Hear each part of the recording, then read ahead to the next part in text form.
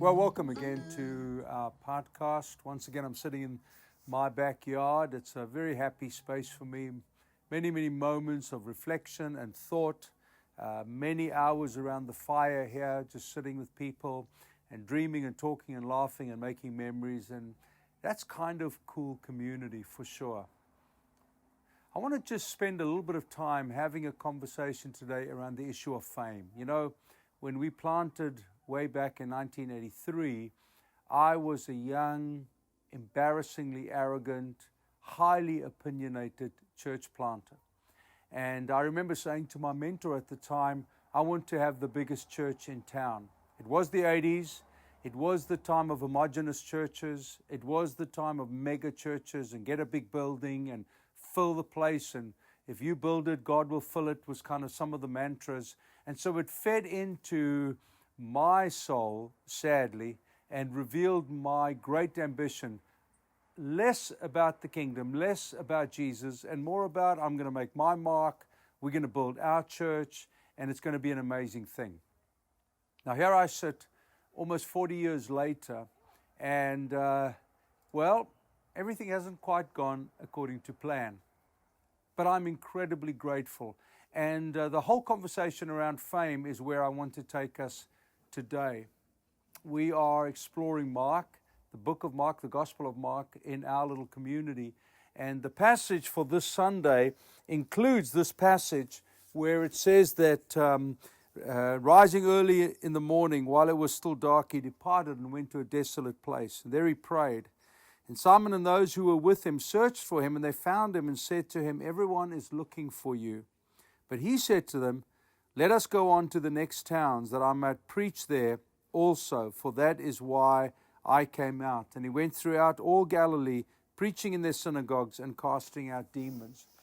And when you drill down a little bit on that story, a number of things become evident.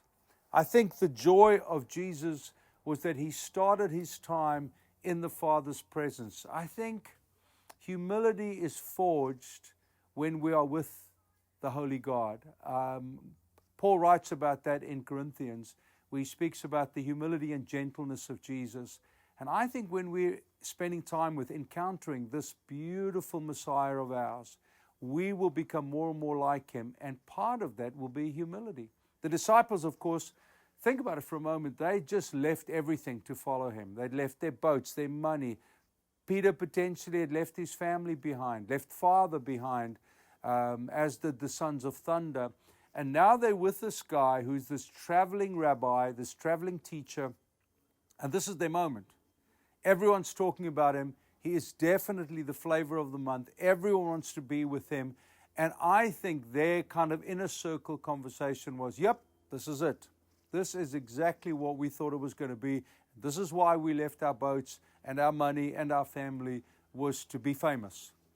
And Jesus, I'm sure, looked at them with great tender affection. Forgive my imagination, but I can imagine him looking at them saying, "You just don't get it, do you? It's not about people wanting to be around you. It's not about you performing miracles like the traveling circus and selling out all the tickets. It's about something deeper. It's about something more profound."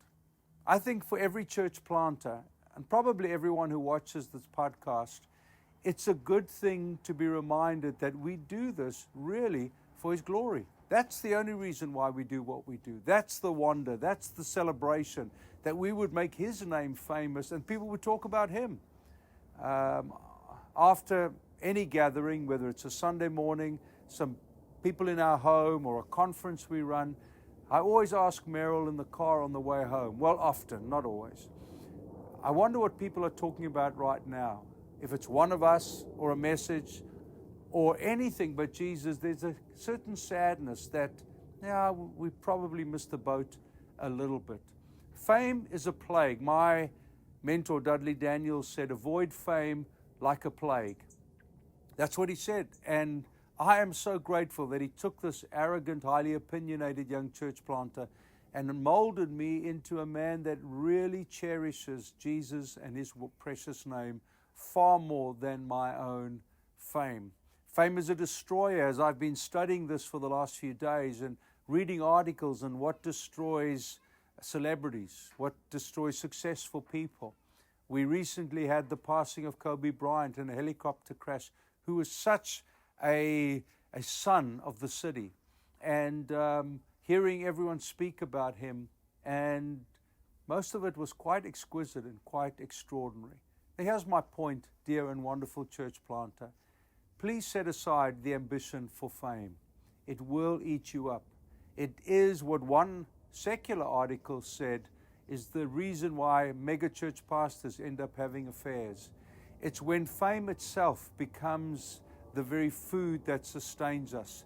When more podcasts, more likes on Instagram, more followers in our messages and on our Facebook, that it eventually becomes a self-absorbing amoeba.